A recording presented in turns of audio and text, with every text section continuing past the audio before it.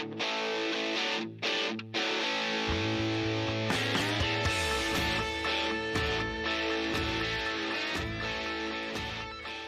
back to Toolbox Garage, and today in the shop we have a 1963 Dodge 330.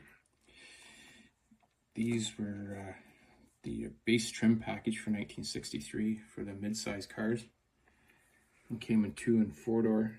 Multiple engines were available for these, including slant 6, 318, 361, 383 2- and 4-barrel, and a 426 max wedge. Put out about 415 horsepower. This one is modeled with the 426 max wedge engine in it, dual 4-barrel carburetors, and that.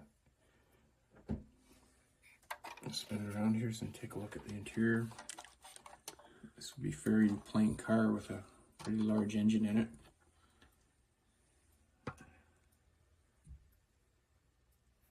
Pop the trunk and take a look in the back. This is a Masto kit, but it's kind of a unique car. Nice detail with the battery in the back and the trunk here, and the battery cable. It's because this is the drag package on this one.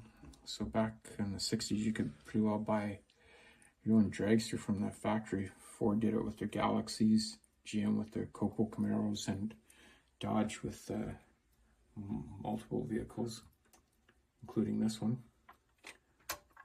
Flip it over here, take a look at the underside. It's kind of interesting. It shows the exhaust cutouts here.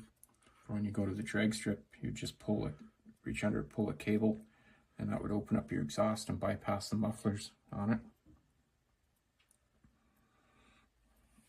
This has suspension on this and steering. Nice touch with the black wall tires and that on this car.